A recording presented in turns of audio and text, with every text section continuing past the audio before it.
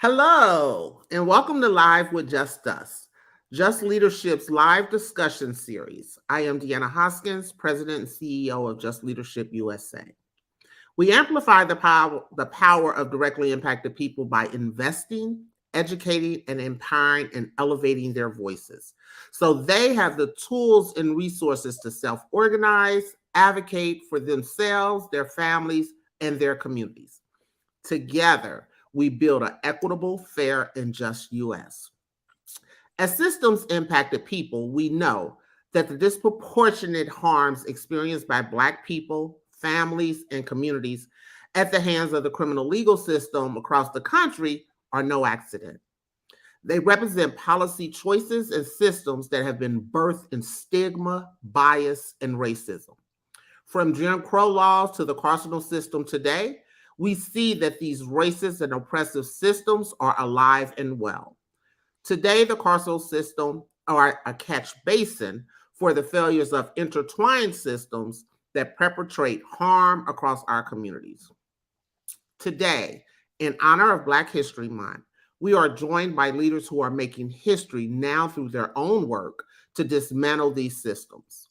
Please welcome Jay Jordan, CEO of Alliance for Safety and Justice and co-founder and national director of Time Done, Keisha Hamilton, co-founder and co-chair of Race for Equity, and Kyle D. Bacon, community-based strategist, activist, and leader. Thank you all and welcome. I would like to take some time just for you guys to give 2 to 3 minute just snapshot of the work that you're doing currently in your community before we get into some questions. And I'll start with you, Jay. It's always good to be online with my beloved brothers and sisters fighting a good fight. Thank you for having me. I'm Jay Jordan. I have the pleasure of serving as the CEO of Alliance for Safety and Justice, and I also moonlight as the national director for one of our flagship programs, Time Done. I'll start with Time Done. If you think of ASJ as a plane, and on one wing, we organize survivors of crime. And survivors of crime want healing, they want services, and they want what happened to them not to happen ever again, and they want upstream solutions. On the other wing, we have people living with old records. And, we organize people living with old records around the country, and we want to be able to take care of ourselves and our families. We want to remove economic stigma and barriers and build pathways to success. And the plane is headed towards what we call shared safety. It's the belief that safety in communities is not just the absence of crime, but it's the presence of well-being. And for too long, we have relied on government bureaucracy to provide safety in communities, when in fact, the very thing that they are providing is crime response, not safety. And so we are responsive to the needs of both victims of crime and people who've been through the justice system to ensure that their needs are met on the front end, so we don't have to worry about crime response on the back end and spend billions of dollars, taxpayer dollars, in a failed response. Thank you, Jay. I really appreciate that and love the work you guys are doing. Keisha? Good afternoon, and also thank you for having me. I'm super excited to be here with you all. I always love these spaces because they're always just so affirming. So I'm Keisha Hamilton. I'm a local community leader here in Jackson, Michigan. I'm a member of the local Board of Education, elected member of that Board of Education. I'm also the co-founder and the co-chair of Racing for Equity. So we established Racing for Equity to address the complicated reality of race and racism and its impact on our specific community here in Jackson. One of the ways that we identified to address those impacts and race is to offer community-wide book clubs. So we call this book club Community Reads, and we read between 3 to 4 books a year as a community. These books, we are specific in how we choose them. They are all coming from Black and Brown authors who are obviously probably the only qualified folks to talk about race and racial issues, and also the only qualified folks to offer solutions to them. So for our community, we recognize that we needed to embark on an education campaign for them. Unfortunately, 400 years plus in, white supremacy and whiteness has done a very good job of hiding and masking and whitewashing the truth. And our community is interesting in that we are really, hidden and just oblivious and ignorant to the truth. So we, like I said, started on this campaign. One of our first things that we decided to do was to create these community reads. Again, coming from Black authors, because we recognize not only do we need to educate them, but we also need to expand them to hear from Black people. So that's part of what we do for Racing for Equity. A lot of what I do in the community, though, is all around race and racial equity. So I sit at a couple of different tables, and what I do in those spaces is really just bring that conversation of racism, how it's impacting the space that I'm in, the individuals that are being that are impacted by the space that I'm in. So at the board table, our students, our families, our community. So yes, everything that I do for the most part in my community, though, is all around race and racial equity and just educating and demanding more. Thank you. Thank you for that. Thank you for your work, especially around the educational system of our children. Kyle D. Bacon. Peace, family. Happy Black History Month. I want to first start by saying thank you to Just Leadership, Just Us, for creating the space for these conversations to happen and take place. And for myself personally, I want to acknowledge the elders who are now ancestors who paved the way for us to be able to be here and to do the work that we're doing. As much as we wouldn't want to be continue to addressing some of the problems that continue to exist that we'll be talking about today, we acknowledge the work, the efforts, the sacrifices that have been made before us. And it is in part the labor that they have put forth that has inspired me to do the work that I do. My background is in youth development. I focus my experience in bridging gaps between communities that center the Black lived experience, led, managed, and supported culturally competent programs that center and elevate communities across the country, particularly around social and emotional learning models, participant buy-in and advocacy, and wraparound support systems. So over the years, I've served as director and led mentor programs of partnerships, cultivated strategic partnerships for national organizations that support children and families that have been impacted directly by incarceration and other systemic inequities. And I utilize the tools that I've cultivated over the years in both business and education for development, program implementation, intervention efforts. And what's been most special to me is the work, the restorative work with young people who have had direct contact and experience with the criminal legal system, and working alongside them as a partner in creating their life forward. And that's been such a special part of my journey. The last piece that I really take pride in is my background and training as a curator of developmental relationships, where I aim to drive positive life, community, and legislative outcomes. And so it's in the space that I've been able to invest in and expand the capacity of other leaders, mentors, collective stakeholders to be more effective partners in this community work. We know that we're not going to mentor, we're not going to program, we're not going to nonprofit our way out of the systems that are harming us. So we have to marry that with doing root cause work.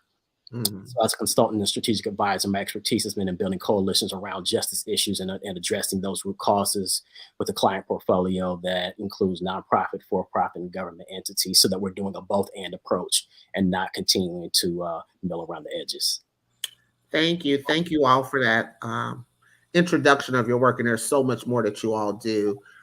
But for the framing of this conversation, Dismantling Jim Crow, I was having a conversation with a pastor friend, and I never thought of Black life in the way that he said it. And he said, Deanna, there are 3 eras of Black life: slavery, Jim Crow, mass incarceration. And when I looked at those eras of mass incarceration, what I guess we would call the modern day, and I looked at the barriers, the oppression during slavery, during Jim Crow, and I started to ask myself, what has really changed? What has really changed for Black life? So my first question that I just want to throw out there to the group, if it appears that we're still limited in areas of education, employment, housing, where we can live, even safety, right, around our community. How can we advance a holistic vision of racial equity that actually enacts opportunities across the spectrum, education, employment, housing, and more? What is that holistic vision of racial equity in that playing field?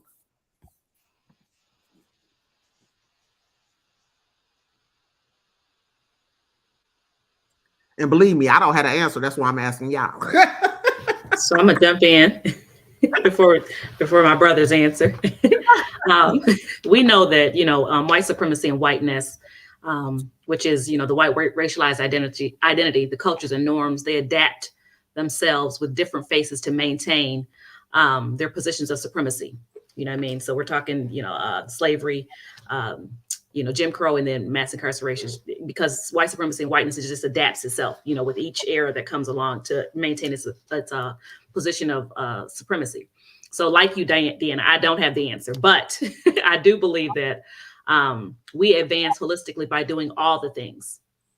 So all the things I like to say, we chew gum and we walk at the same time. We educate ourselves on, my area is racial justice and racial equity. So we educate ourselves on racial equity. We educate ourselves on how it impacts education, employment, housing, all the areas. We either support those who are running for office, who understand these things. We run for office ourselves, even specifically in education, we understand, where we educate ourselves, we organize the people, we build community, and where it's possible, we create our own, but we do all the things, all the things. How do we advance holistically? One, we keep hope alive, which is why we continue to do the work that we do, besides those, aside from and despite those 3 eras that we have existed in, so that's how we keep hope alive. But we do all the things, we chew gum, we walk at the same time, we do all the things. We just don't stop, so that's just one answer. Thank you, Keisha. I think that's exactly right, Sister Keisha. It's constantly evolving, and first acknowledging the lived violence that these experiences are, the violence of inequitable and harmful educational systems that actively erase and make invisible the Black and Indigenous experience, and seeing how not only the language of that, but how that plays out in the public sphere. We're seeing in states and communities across the country the active erasure of the Black lived experience, which is violent in and of itself when you are in a school setting with the aim to learn. The violence of employment systems that prevent people from making fair and livable wages and safe conditions, and where their humanity is not valued and doesn't include their holistic health. The violence of insecure, unaffordable, and unsafe housing, the violence of hunger and food insecurity. Start by acknowledging and naming those things as we not only see them, but all of us have lived through them. And I think secondly, acknowledge that none of these things, as Deanna shared in her opening framing, none of this stuff exists in a vacuum or as a matter of happenstance. And as we look to advance a holistic shared vision of racial equity in our shared community, we have to be clear that the work intersects with race and class and holistic identity, and that these conversations are very much economic as they are cultural. And as we look around from a solution standpoint that Deanna is positing us towards, none of what we see is an accident of history, but it's a product of power, it's a product of policy, and it's a product of priorities. And so for us, being intentional about changing the priorities is what changes communities in this country, right? Learning to listen differently, both when we are in community with other directly impacted members, as well as when we're sitting at and across the table of legislators and policymakers. Shifting the lens and fully embracing our community and our community members as full assets of our communities, and making sure that we're being intentional about steering away from this deficit-based approach that historically our communities have not only been talked about, but how the attempts at so-called solutions are often framed. And so we're going to get a deficit result from a deficit approach, and seeing our communities talking and living from an asset-based approach, I think is extremely critical, Deanna. Centering the voices as you're doing here of the expertise and the lived experiences is huge. And I think for me, as someone who does community-centered work, leveraging the power that we have in collective community through organizing people and organizing our money to be intentional about shifting the power policy and priorities. Thank you. I like that, power policy and priorities. Okay. So you might hear that again. I'm just letting y'all know. Go ahead, Jay.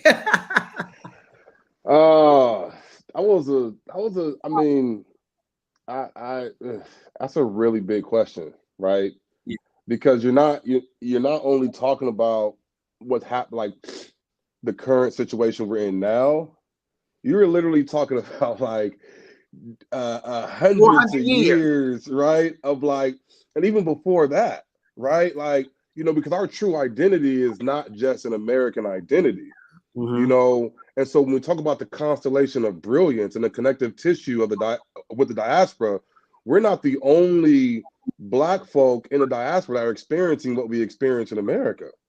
You know what I mean? Look what they're doing. Like, look at those folks in France, our brothers and sisters in France, right? Look at our brothers and sisters in Brazil, how they're just getting killed off in the favelas and no one is saying anything, right? Black Mexicans, look what they're doing in Haiti, right? Like how Dominicans really don't rock with Haitians, right? So it's like, when we look at this problem, it is not just a problem of, kind of American proportions. It is literally happening in all the tens of millions of Black folks in the diaspora. But like funneling it down into the American context, for me, it starts with like the brilliance of us. And what does that actually mean? I mean, I made it a point not to watch the death of our brother Tyree. Me too. Right? I refuse to watch any Black body being publicly crucified and lynched, right, for the enjoyment and the entertainment of ratings. I refuse to do it. I refuse to watch a Black girl getting slammed because she don't want to listen to an officer at a swimming pool. Like, I refuse to watch that because I already have that rage inside of me. Yeah. And for me, it's about Black brilliance and how do we amplify that? How do we organize Black brilliance? That's the first thing that comes to mind, because there are brilliant Black people here in this country and around the world that, for whatever reason, it is codified in commerce, right? It's like, it's all about, only time you see Black brilliance kind of raised to the level of collective enjoyment is like, well, it has to be about entertainment or commerce. We got to be making money off of it. We got to go get the bag. And it's like, no, let's just enjoy Black brilliance. Let's just enjoy it, right? And what does that mean, right? And so starting from Black brilliance, then you go and say, okay, what is the geopolitical strategies to inject that Black brilliance into every corner of this country? It starts with, I'm glad we got a sister from education on here, because it starts right there, right? What does it mean to tell little Black boys and Black girls you were brilliant, right? What does it mean to, when the Black boy and the Black girl then goes off and feel like they're not brilliant and try to find an identity somewhere, right? What does it mean to then have a community of Black brilliance to wrap our arms around them? And so, we don't need a government bureaucracy. We need each other. Because every single time Black folks in this country have asked for safety, have asked for economic empowerment, has asked for equality and equity, we've gotten government. We've gotten government, right? And so I'm tired of like government solutions. What we need is a Black brilliant solution to be able to build these geopolitical kind of hubs to wrap our arms around our babies. That's the first step. There's 3 steps. The second step for me is the political step, right? And we're all doing this. And we say, I'm in the movement. I was talking to my wife, Carmen, this morning, and she was like, we do movement building. I'm like, what the hell is a movement? Like, explain to me what the movement is and movement building. Let's define these these words.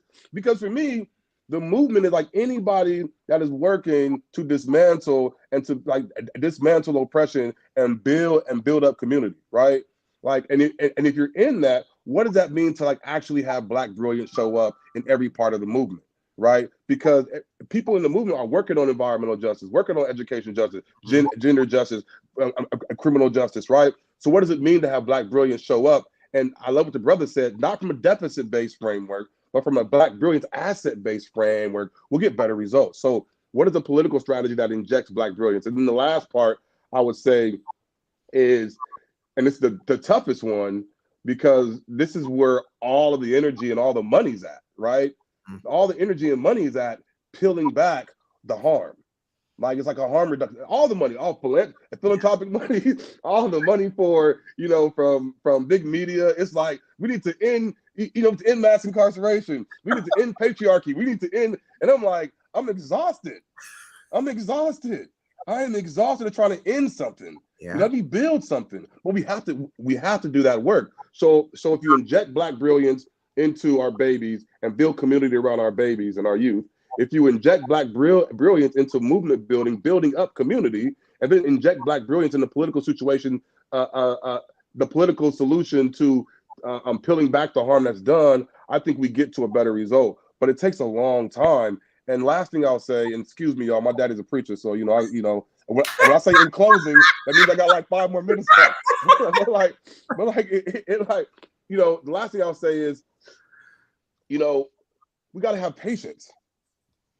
And not patience with like, oh, we gotta wait, but just like give ourselves some grace here. We are carrying the weight of all the whips, all the chains, all the bondage, all the tears, all the frustration on our back, years and years and years of that, and we are expecting to be like, okay, we're going to end this right now. We have to have a 7-generation strategy. We just can't say, what is the 5-year strategy? I know funders love that. 3-year strategy, 5-year strategy, but we need a 7-generation strategy. What are we looking at in 2050, in 2100, right? Like, because those times are going to come, and the people that don't want to see us succeed, you better believe they have a 50-year strategy, 100-year strategy, 150-year strategy. But we can't think that far in advance because we're still stuck on the third bucket, which is trying to peel back the harm. Right. Thank you for that. And you guys said something really important when you talk about peeling back the harm, trauma-induced incidents that are happening, and all these things. I chuckled when you said peeling back the harm, because I'm like, even if I try to peel back some harm that's already been happening, today's society with the cameras and all this stuff continues to inject harm into me, right? And I'm probably one of the only people who refuse to watch 50 Cent's episodes of Power. It was too triggering to me because I lived that lifestyle, right? I was entrenched in that. And I'm like, Jay, I think when there becomes a certain level of awareness, watching those videos or even hearing about it actually infuses in your internal organs, right? The anger, the fear. And I'm going to be honest with you, most of my anger comes from that, not out of anger, but out of fear. Because I have 2 African-American sons that I know at any day, any situation that could have easily been one of my kids. But I want to circle back to where you guys had this common theme of centering voices, Black brilliance. And all it says to me is, we are the ones we've been waiting for, right? We've been putting our rescue plan in somebody else's hand instead of showing up. But Jay boldly, thank you for being as bold as I am, called it out with, that ain't where the money is. That ain't where the funding is being poured into to build up. It's actually to try to end. And typically when you try to end something, when you cut off one thing, something else raises this ugly head. So we're always putting out fires in this fight. Jay, here's a specific question for you. How does your work advance opportunities in the community for formerly incarcerated people to contribute to stronger, healthier communities? And I ask that, I want to give some context to that question, because I think the work of Safety and Alliance for Safety and Justice, when you talked about police don't keep our community safe, right? Police are responsive. The system is responsive to crimes, but they've used speaking for the voices of victims to actually generate more funding, more police officers saying this is what victims want. And again, centering the voices of directly impacted, formerly incarcerated, we're starting to hear a different narrative. So how does your work actually center around providing those opportunities for people most impacted. So 2 ways. Cause we do a whole lot. We do a whole lot. So I'm only gonna do 2. One is, I'm gonna tell you beforehand so y'all can hold me to it. One is I want to talk about just like the upstream solutions. And then the second one, I want to speak directly to the economic empowerment work we're doing through Time Done. So just the front end solution thing. So if you have, my brother Mike McBride, he says it best. He says, you know, you're standing by a river, the village is standing by the river, and there's a baby that comes floating down, and you pick the baby up, and then you raise the baby, and you're like, okay. And then another baby comes down the river, and you pick the baby up, and you hold the baby, and the village take care of the baby, and then another baby comes, and another baby comes, and another baby comes. At some moment in time, you're going to want to go up the river and see who's throwing these babies in the river. Right? But we haven't done that in America.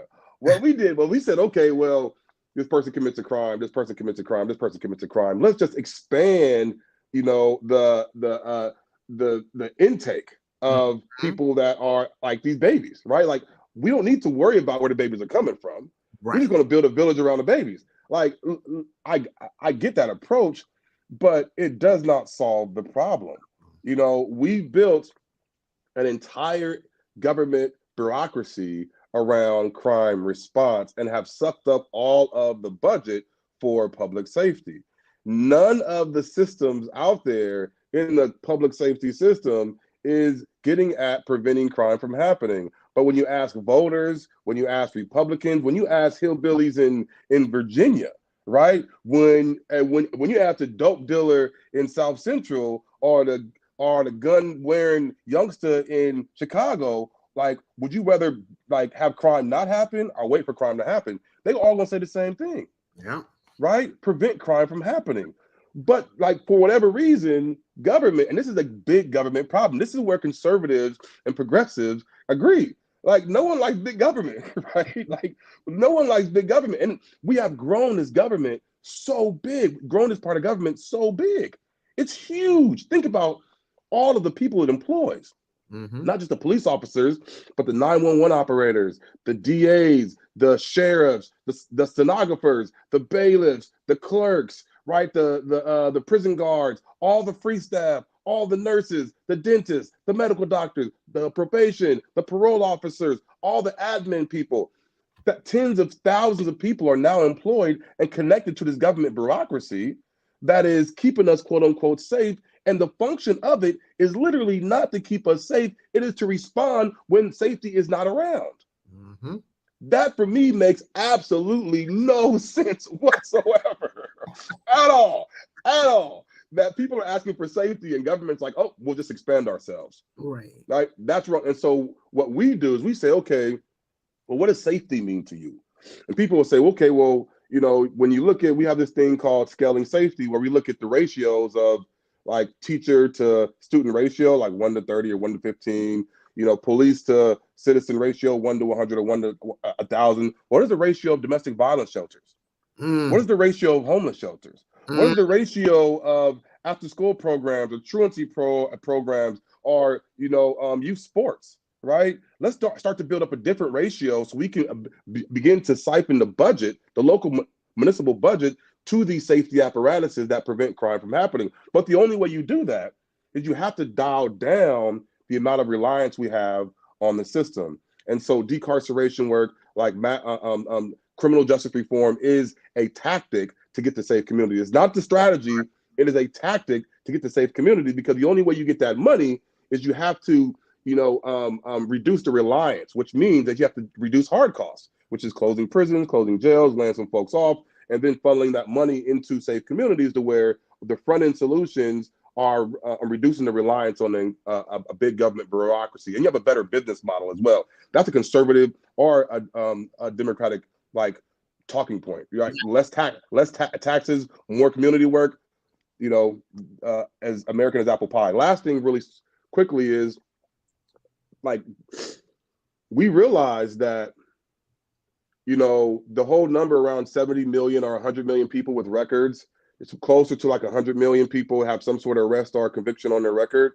And, you know, the 4 systems that hold the record, this is just like a criminal record is only a line of data, right? So it's not like I just want to get that clear for people. A criminal record is not like some, a criminal record is just like your report card from elementary. Like literally, it lives in these 4 systems. The police have a system, the courts have a system, which is like the local system. The state have a system, which is either the DOJ or the state police, and then the FBI have a system. And when you get arrested and adjudicated, it just updates your record, right? That's all it does. And there's no way to erase what's on that record. It only shields from certain entities. That's what expungement is. A pardon doesn't shield anything. No, there's no remedy to erase records in America. I just want to clear that. That's the first point. The second point, those 100 million people, 9 out of 10 of those folks have already served our time, right? We have been out an average of 6 years and are over the age of 30. So all the data and research says we are not committing crimes, right? We are not committing crimes. So 90% of people that have these records that will never go away are not committing crimes, but still face these economic barriers, these 40,000 legal restrictions, 40,000 collateral consequences. And these 40,000 aren't just like, you can't get a job here, you can't get a job there. It is literally blocking out entire pieces of society. You can't work in healthcare, in government, in education, insurance, in real estate, right? And these are the growth sectors. Y'all know this. These small cities around America, the major economic drivers are healthcare, government, and education, right? Either you work for the county, you work for the school, or or you're a nurse, right? Exactly. Yeah. And so if that's the main economic driver for your community you live in, and you can access that, what happens? Well, you gotta find a partner who can access, right? So you get these couples that are living places and then they can't live anywhere because 4 out of 5 landlords are doing background checks now. So you have something called post-conviction redlining, where people are aggregated to a certain political area, and now you have lower economic income, right, in these concentrated areas, right? So that's what's happening now is like pockets of America have a bunch of people with records living in the same areas, working these low-wage jobs. We're not committing crimes, but we're working these low-wage jobs, probably not on the lease because we can't get on the lease, right. Like, don't even know that we can buy homes, don't even know that we can access these pockets of wealth. And so what we do at Time Done is we say, you know what? We're going to do the legislative work. We're going to try and do what we call sunsets, which is, I won't get into that, right? But like, we say, okay, well, and we're building an economic platform now. So we want you to understand, what does it mean to have a household budget? Right. What does it mean? What does it mean to be able to learn about credit? What does it mean to be able to take advantage of your fringe benefits at your job? What does it mean to have life insurance that don't break the bank, but if you do die, your family ain't got to do a GoFundMe to pay the $10,000 to take to bury your butt, right? Like all these different things. So we are teaching people one by one the economic foundation it takes to be stable, because society has literally blocked people out of it. And we do that. We started last year. We had about 3,000 people go through our first cohort. It was a pilot. And now we're opening it up to our more than 200,000 members. We're growing quickly. It is going to be insane. But what we realize is there's no cookie cutter solution. It is literally the work. It is the hard work of teaching people one by one. So shout out to, like my boy, him 500, 19 Keys, the whole EYL, the Earn Your Leisure family. If y'all don't know Earn Your Leisure, like start watching Earn Your Leisure, the biggest economic empowerment platform for Black folks around. I mean, my son, Jay Morrison, the credit dude, all these brothers who are out here, these men and women who are teaching people about economic empowerment, that's where, we are centering our work for people with records, is we understand that we've been locked out of the economy, locked out of society. So we're teaching people, each one teach one, and we're going to get there. Thank you for that, Jay, because I think it's really important when we talk about economic empowerment and financial freedom, right? One of the things that I even learned, like you said, having a pardon, having my record expunged, being 25 years removed, if I move to a new city and I go to a property management, my record comes up. But I own homes. I'm a landlord in another state. But what I realized was that was the way I had to go, because my mortgage application, as many times as I filled out to buy a property, I never encountered the question, have I been convicted of a crime? ever on my mortgage application has that question ever come, but they've never asked me for a copy of my pardon or my expungement to prove a point, right? They went off, do you have a financial resources and do you have credit worthiness? That's all they wanted to know. But you're exactly right that once that economic empowerment is infused into a person, and it's almost like education, it brings on another level of empowerment individually, but it also makes a voice seen by individuals who haven't paid attention. And the last part I wanted that Jay hit on that I don't think people pay attention to, when you talked about redlining around where we can rent, then we start to see the political redlining to even diffuse or make that area of voters a smaller pocket to have influence within the state. So it's all interconnected. So thank you for that, Jay. And thank you for the work you're doing, because it is switching from a deficit base, like Cal said, to not only looking at the asset, but actually educating to become that asset and that resource. So Keisha and Kyle, because I know we'll run out of time, like we could really get deep into this. How does our education system currently uphold or perpetrate racism in our children? Because I think we talked about it. It starts with our kids. So if that is currently being upheld and perpetrated in that, I think we see that. But I would like to hear from your perspective as both of you work in that field. Sister Keisha, kick us off. Because I might be quicker than you. I think I'm less winded. so you know, our current education system, the Ron DeSantis's of the world, they are overpopulating our educational system. The black face versus the black voice is overpopulating our educational system. These are the ways that our educational system is continuously perpetuating racism. Education was never designed, as we know, for Black people. It was never designed for anyone to educate them accurately. You know, we designed our educational systems in the beginning. You know, our history lessons, everything that we taught has been never designed to actually accurately, educate anyone. And then, of course, it was never designed for us to even take part in that. So our systems, they continue to uphold and perpetuate racism, but by not intentionally examining those roots. We refuse to, consider the data without prejudice.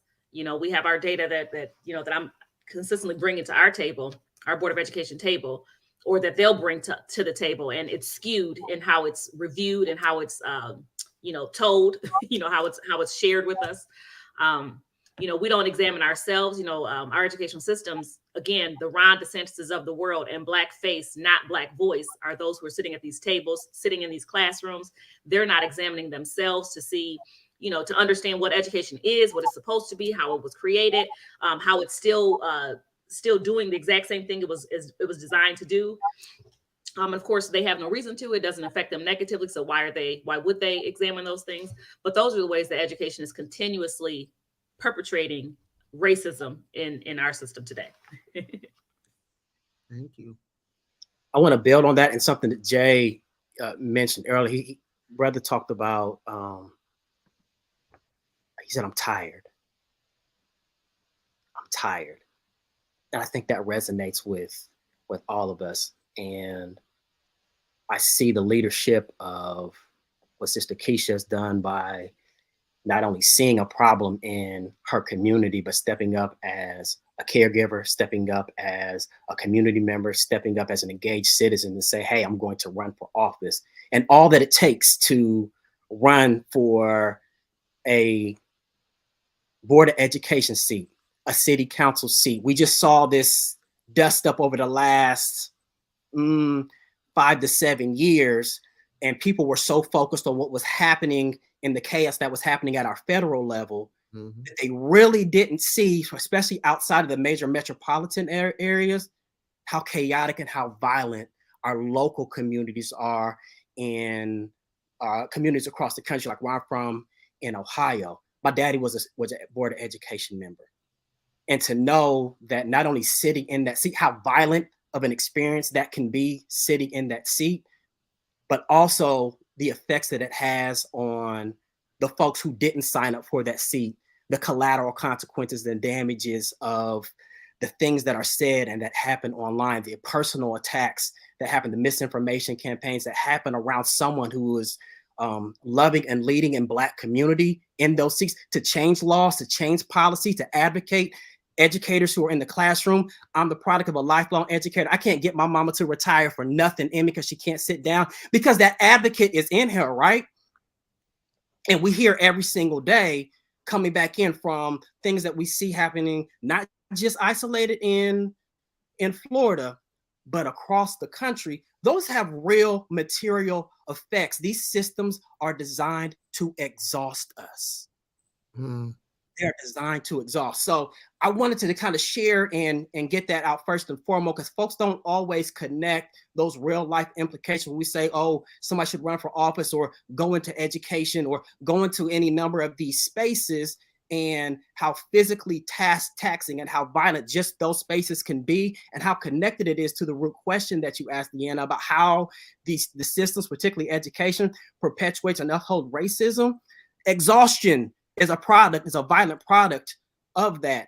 We want to be able to be free to ideate, to dream, to be creative, and to create the communities that we want to. But hell, who has the energy after you fought all day long and you still got to go home and cook dinner, and you're fighting in a food desert, the violence of that, you're walking through the violence of activity that may be happening in your community, the lived violence that you talked about of unsafe and insecure housing. Those are real experiences that impact the educational system. From the shoes that I've walked in as someone who's navigating and worked in the education space, started with the babies. They're living and walking through that every single day, even before they get to school, to learn the ABCs and the 1, 2, 3s. Yep. Thank you. You know, I felt the passion, and I think it resonates with all of us, right? I always said that when does the day that this work stops? And I don't think it stops until we're gone. And I used to say I was starting this work so my sons wouldn't have to encounter it. And my sons have both been impacted by the criminal justice system. But I'm just doing this. I think we're all just doing this work for our communities, right? I look at Jay and his boys on Facebook having an enjoyable time and realize I'm fighting for them. I'm fighting for my grandkids. We're fighting so that their outcome, how you see them laughing and being happy now, is what I want to be able to see when they're 20 or 30 and I see something in them, that they're actually enjoying this life and they're having opportunities. But you're right, the system is so resistant. At the NAACP Image Award, Ben Crump says something so powerful in his speech. And the fight in Florida of taking African-American studies out of our education system, right?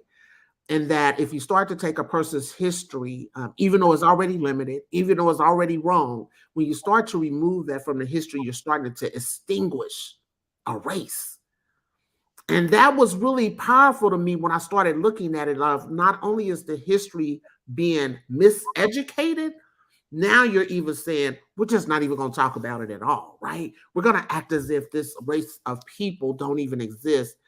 And the detriment of that to what do our children have to hold on? What culture can they build off of something that they're not even being educated on or understand outside of our households and outside of our communities?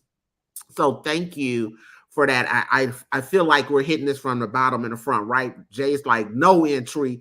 We don't want to wait till we get through the system and get some resources. Let's put it in our community so we don't even have to come into contact with the systems. But also, how do we start simultaneously working within our communities and our education system to build up and invest in our children?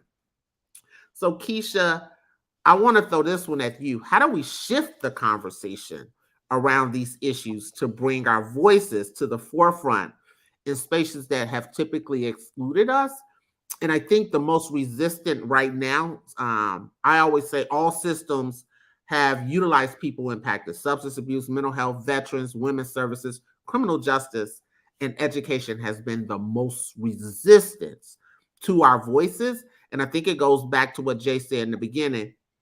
Soon as we have a felony conviction, it's the education system that tells us I can't go on field trips with my kids. It's hard for me to even walk in a building at a PTA where other kids are going to be there.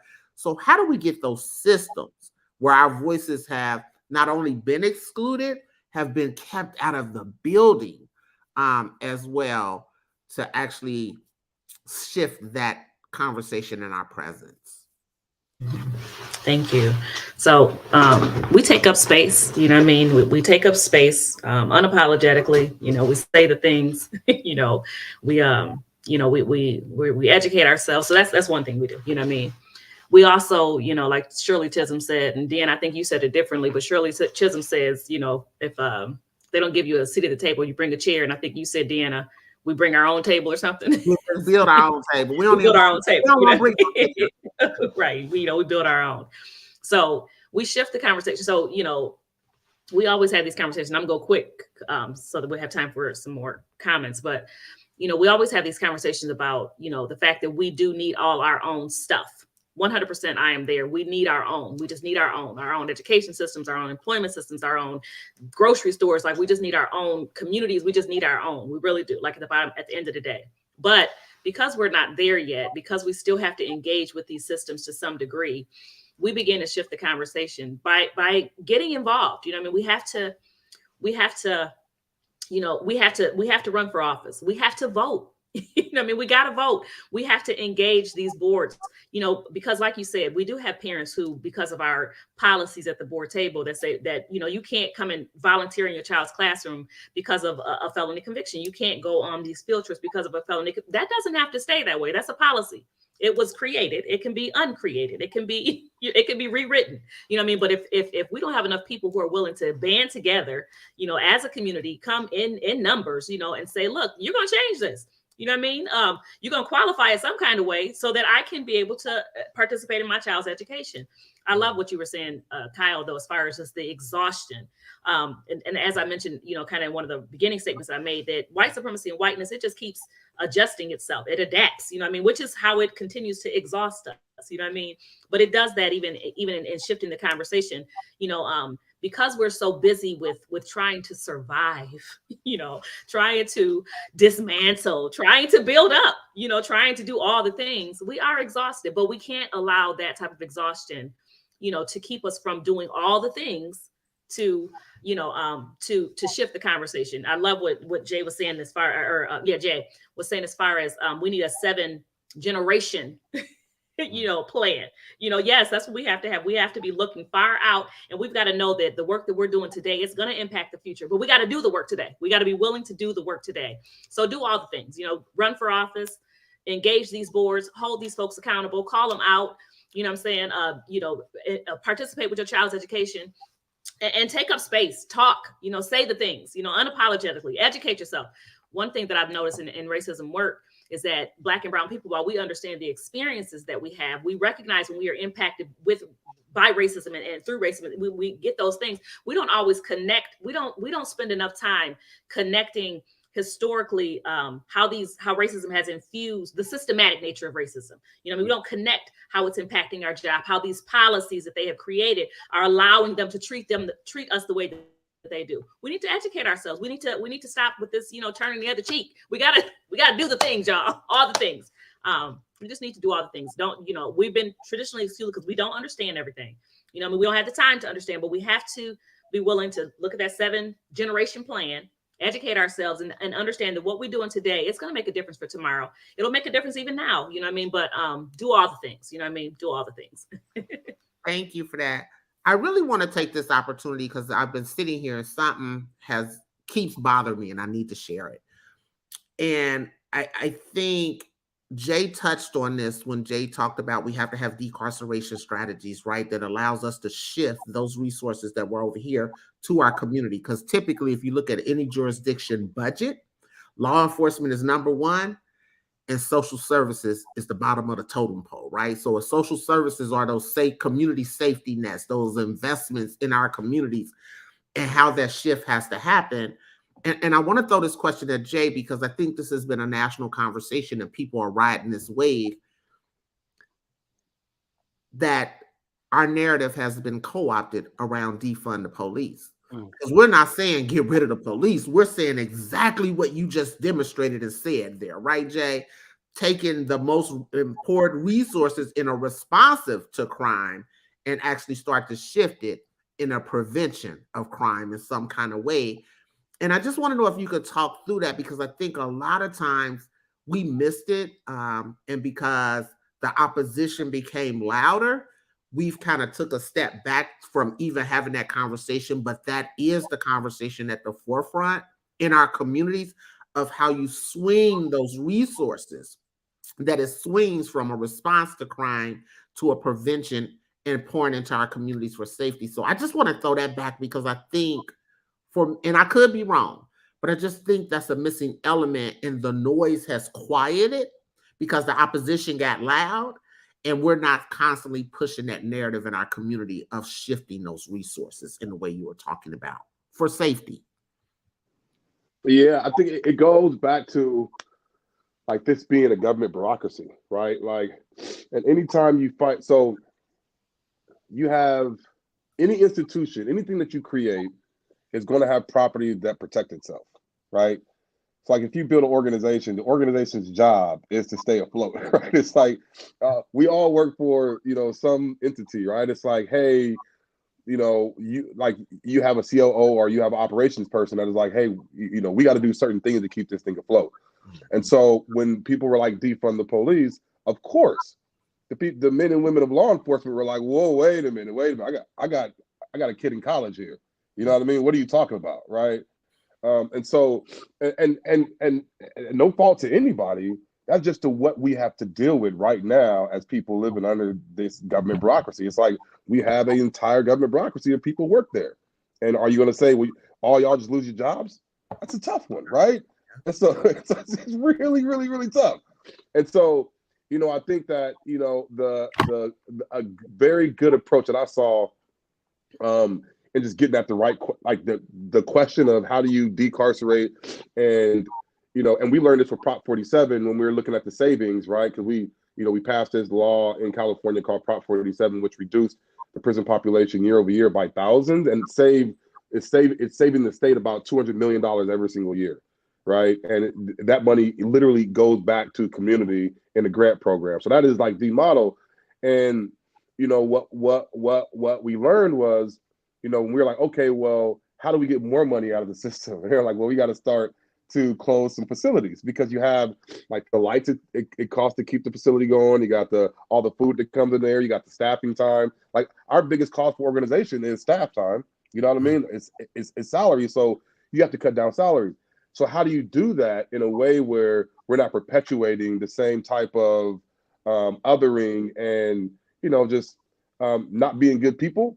Right, that got us here in the first place, right? Like we don't want to be like the people who built up these prisons and said, we don't care about human life. That's not us. You know what I mean? I'm a real humanist. I care about all humans, and I feel like some humans may have a different perspective that we could be skewed. So we need a paradigm shift. But that's not to say I want to ruin everybody's livelihood. No, I'm not doing. We were never saying that. The majority of folks were never saying that. We were saying this: the system and these institutions are harming us. How do we dial back and then build something different? So the model that I saw in just working on some stuff we were doing in California 2 years ago was a term called high road transition. And I was like, it was just like a lightning bolt, like, oh, that's it. So there was this when the coal mine shut down, right? Okay. There was a big movement to shut down coal mines. But what do you do with all the coal miners? That they just are unemployed? No, that's kind of wrong. It's just be like, we hate your industry, and you're going to throw the baby out with the bathwater. No, you don't do that. You say, well, how can we retrain these or send these folks to a different part of society and give them jobs? Now, that's not to say retrain cops and give them a job, but I am saying you have to have those tough conversations city by city. If you were saying decarcerate by 30% and close down all these jail facilities, you are literally going to have officers and people who work in these institutions without a job. How do you deal with that? And it's literally something that has to be written in your campaign plan. It's not something that is one size fits all. One way would be a high road transition plan that they do in other industries. Another way is just like negotiate with the unions, right? So we're getting into like really political campaign waters when you're dealing with decarceration to a point to where it has real savings. But like, for us, it is that hard work. It is that put your hands inside the dough and knead that dough, and it's not going to feel good for anybody, but it doesn't feel good for us right now. So everybody got to like get some of this work, and we can't be the only ones getting this work. You know what I mean? And so like, what does that look like? Again, it's city by city. It's a lot of negotiations. It's a lot of tough conversations, but we can get there. And I think that when we take the political nature out of it, and I'm not saying the political in terms of like, you know, having to negotiate and do, you know, kind of, you know, hand to hand, you know, kind of negotiations in the back room and play the inside game. I'm saying national political conversations. When we take that crap out of it, when we take the Democrat Republican rhetoric out of it, we all agree on a local level, you know, and that's what it takes. This is a local fight. Police are local. States are, have the statewide budgets. This is a state by state, city by city, county by county fight that's going to take some real tough conversations around decarceration and redirections of people's careers, because that's the only way that we get to a W. Yeah.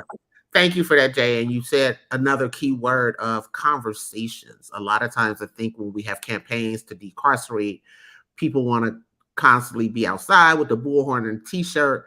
Somebody got to sit at the table and have a conversation of what does that look like? How do we have this conversation? So thank you for that. And I know we are so close to time, and I wanted to take some questions for the audience. But Kyle, I do want to give you another question. The Just Us Coordinating Council is a national network of systems impacted individuals across all 50 states, including DC, that will inform decision-making at the federal, state, and local policy levels. As a member of that steering committee of the Just Us Coordinating Council, can you speak about the urgent need of this initiative? Absolutely. With the mission to enhance the quality of life, hard emphasis on enhancing the quality of life of justice impacted individuals by dismantling the policies that uphold systemic oppression and marginalization rooted in racial inequities and collateral consequences in order to restore humanity and dignity. It speaks to exactly to the issues that we're talking about today, the issues of exhaustion. And for me, there was a point that was made a little bit earlier about living in survival mode. There's a chemical impact that happens in our brains when we're constantly in survival mode. That ability to do that 7-generational ideation and thinking is turned off because you're trying to figure out what I need to do today. How do I meet my basic needs today? And the JCC is really about taking our collective power and expertise and experiences coming to the table, because so many of us go from the boardroom to from the block to the boardroom, from the courthouse to the White House, and we continue to have these conversations, but the incremental change isn't happening quite fast enough because we're not being listened to, we're not being heard, and so therefore the outcomes that we know that we need at the end of the day aren't being created. And so to your point, we're engaging in these conversations at the table to continue to move the needle along while we're building our own table that is aimed at shifting those policies and ultimately the priorities of those who have been directly harmed, who have been directly impacted, by centering not only their lived experience, but the lived experiences that create a lived expertise. And we're bringing that together for collective power together. Thank you for that. And unfortunately, we have ran out of time. I want to thank you to our panelists, our audience, for joining us in this Black History Month as we honor leaders, all leaders, Jay Jordan, Keisha Hamilton, Kyle Bacon, who are making history now. To learn more about the Just Us Coordinating Council and read our new report on advancing race equity in the criminal legal system, please visit justuscc.org. For any information on any of the organizations that our panelists, Alliance for Safety and Justice, Race for Equity, please visit those sites as well to support the great work that is being done. And remember to join us in Washington, D.C. on April 29th for our first annual Just Us Ball and the official launch of the Just Us Coordinating Council. Again, thank you to all of you guys. If there's any parting words that you want to empower someone who's watching, we are live on Facebook, YouTube. Please take 2 to 3 seconds each just to say some empowering or parting words to our viewers. Now y'all want to get quiet. Thank you for having me. I'll say that. And then do all the things, everything, do all the things, you know, do all the things. As we embrace this grind culture and hustle to create the change that we know needs to happen, make sure that we're embracing and you're embracing radical rest as a part of that process, because this work is about self-work. And if you're not working on you and taking care of you, you ain't gonna be no good to the community or the movement. Close us out, Jay, and make us pass the collection plate. Locked up inside of you is all of the brilliance of the hundreds of years of lineage from your ancestors, all the brilliance, all the amazing things, the thoughts, the dreams, everything that come from your lineage is locked up in your bones right now. And all it takes is for you to unlock it. Let's go get that work. Thank you guys, and thank everyone.